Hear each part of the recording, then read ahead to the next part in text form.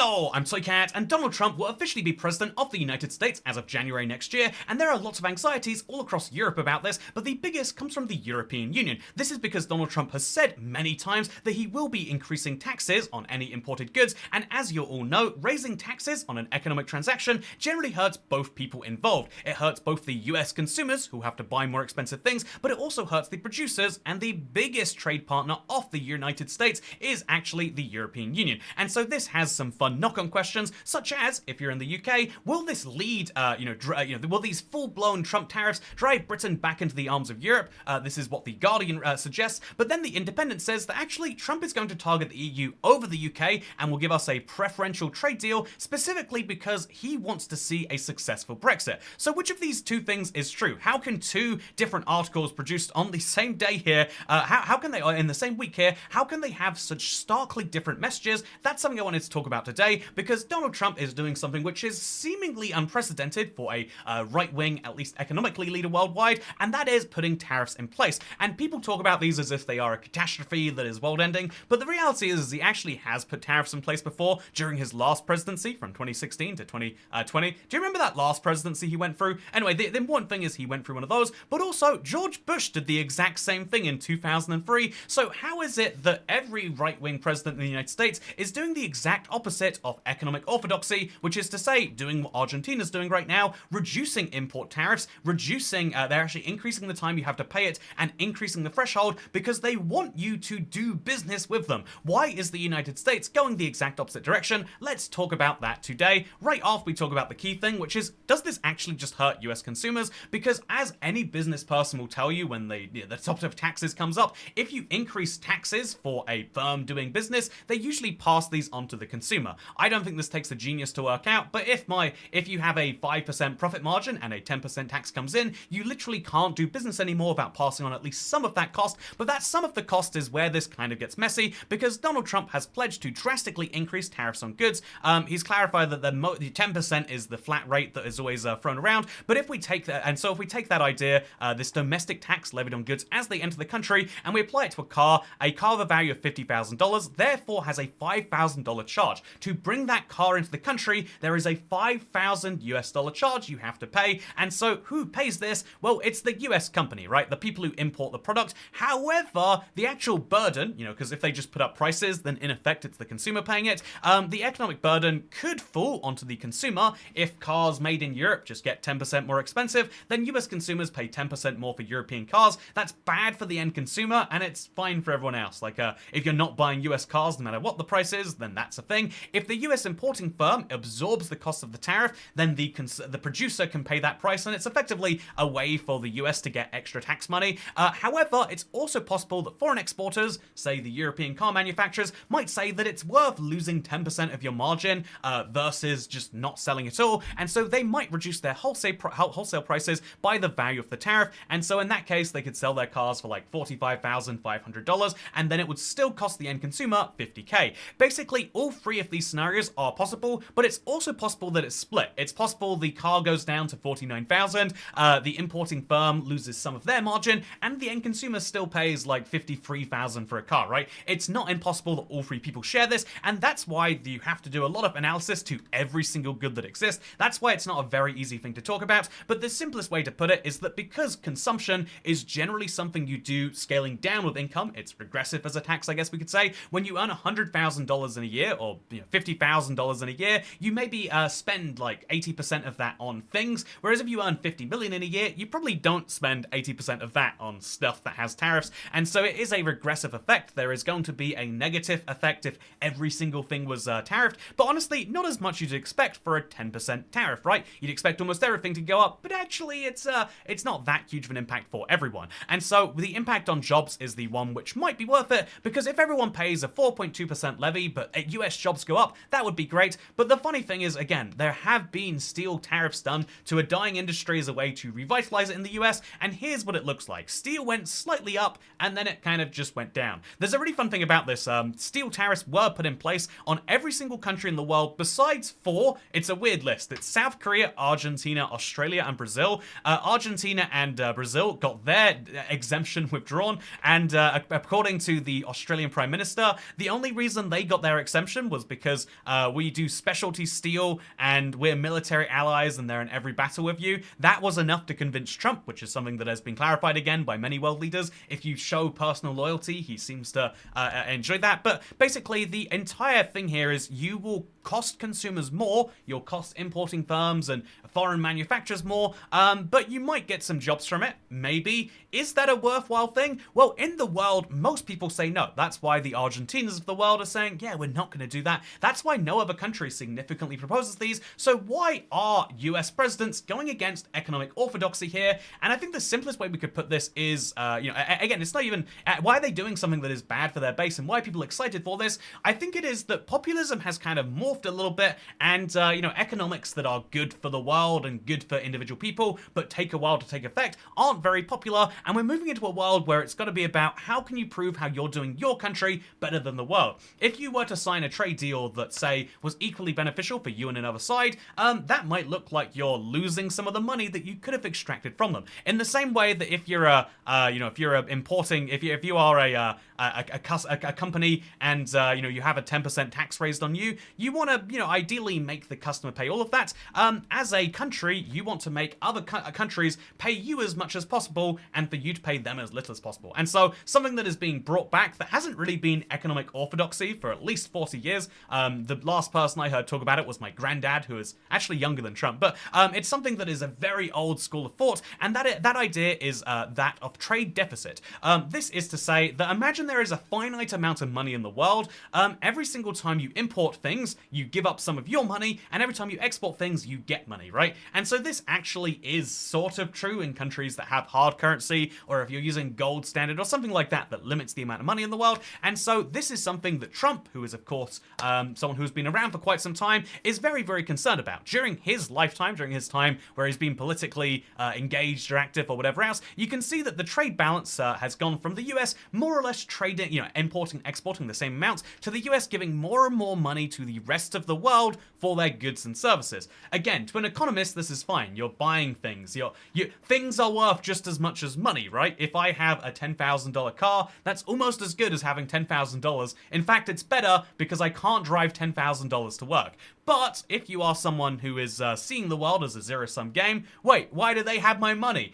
Just because I have a car, why should I not have the? And the point here is this was something which many people were concerned about, and although it has been getting vaguely better over time, it's something that many countries have started to see as a populist concern. Why aren't we making things right here? When you look at a country that is as vast as the United States, indeed, there are all sorts of places that used to be manufacturing hubs because economies used to be basically closed walls. If we look at historic tariffs, I think this is one of the most telling things. If you look at the average tariff rate in the United States especially, they basically had tariffs so high that making things internally was such a preferred way if there was any way to do it at all. So there are huge manufacturing centers, let's call it in the Rust Belt. Wow, is there a fun name it's called that? But in the Rust Belt, the US, there are these huge manufacturing centers which were set up because of the idea that you should produce things in the same country that you sell them. But over the last 30, 40 years, that has stopped being true. Why would you produce it in the same country? It's actually harder, if you're not using a railroad, it can be more expensive to get something from Detroit to LA than it can be to get something from from China to LA. And so if you are a Californian consumer, why would you want something from Michigan? And so the simple way to correct that behavior, if you see it as a negative, is you put a tariff in place to effectively take the economy back in time and say, yeah, it is better when there are bigger oceans in place. It's better when it is harder to get things around the country, the world, so that the country itself is stronger. Effectively, you place the country first and the world second, and although that does harm your country's economy because it's actually better to buy cheap things, again, if you could, in this world, you can imagine that you have the $12,000 and the $12,000 car, but it's the exact same $10,000 car just made domestically. Is that a win for the consumer who just paid 20% more? Well, you tell me. I guess this is the economic orthodoxy, which has been popular not just for Donald Trump's first and second term, but like I kind of mentioned before, it was actually happening during George Bush. And the only reason that this is getting more attention right now is that the EU and the US used to have they've been working on a trade relationship forever, but in the particular case of this trade war, where the exact same tariffs that Trump had tried to put in place were attempted by George Bush. Basically, the European Union threatened a bunch of exports from key swing states. My favorite one is Florida oranges, being like, we will hurt you where we know it hurts best, you know, using the the traditional logic that Florida is the swing state that decides the election. We will hurt Florida if you don't back down on this ridiculous policy that hurts all of us. And so the US did precisely that. Why has this been going differently? If I had to put it simply, I think I would just put this graph on screen. The EU economy was usually, it was about neck and neck with the US, but it was larger than the US for most of the years of the first 21st century until 2011, where things have taken a different curve. For whatever reason, the US bounced back much faster from the big financial crash, and ever since then, even when things are similar between the EU and the US, the gap is still widening slightly year by year. When there is a crisis in Europe, we have less capacity to cope with it, and so even though this is where Europe stops including me and starts having to be adjusted in that way,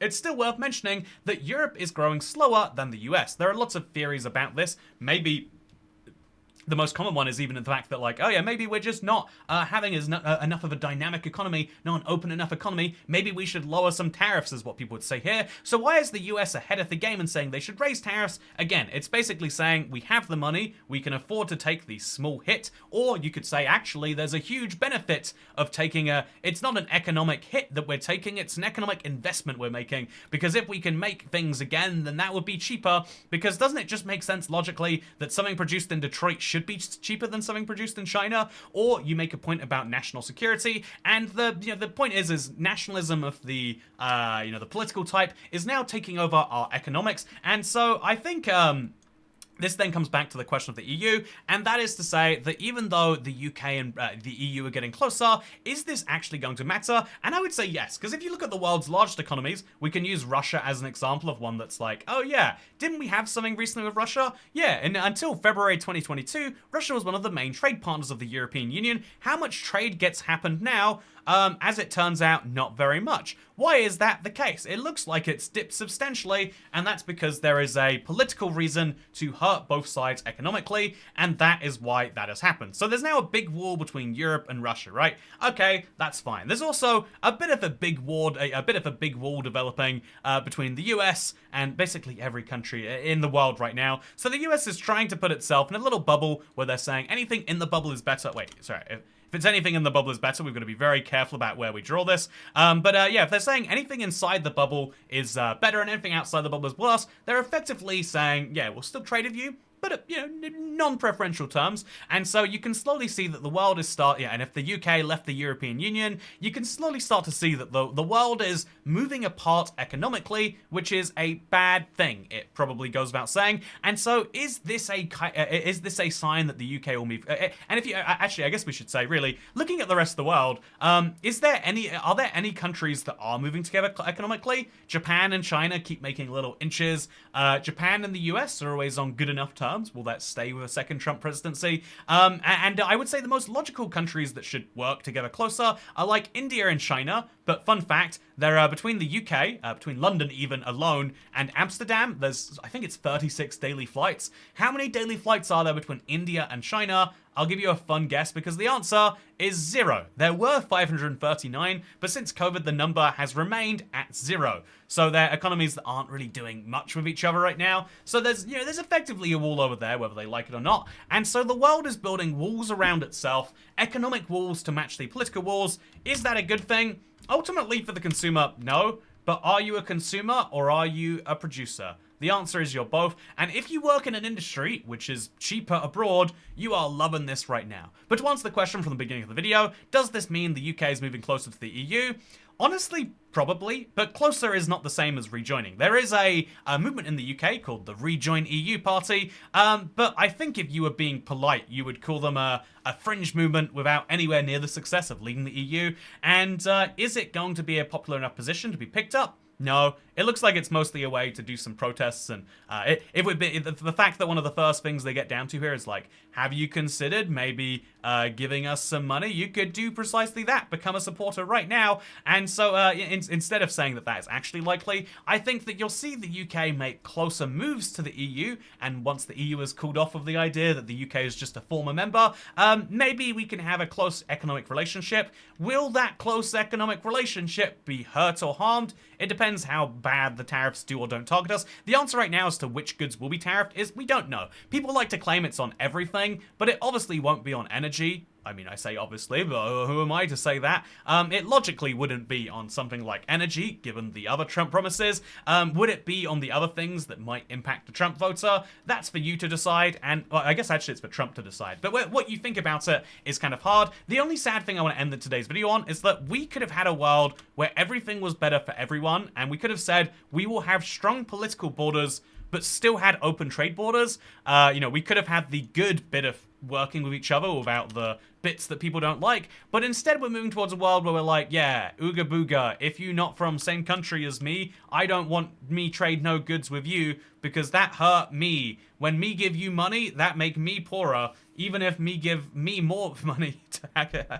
We're turning into cavemen is what I'm saying, and it's a bit of a bummer, but we'll see. Maybe in the same way that in the 1980s when we moved away from talking about balance of trade and the trade balance and stuff like that, maybe we would have said at the exact same time that that's crazy talk. I'm sure the Trumps of the world would have said it then, and so maybe as we move back into a world where we care about it, maybe it's not crazy talk. Maybe it's a really logical thing to spend our time thinking about.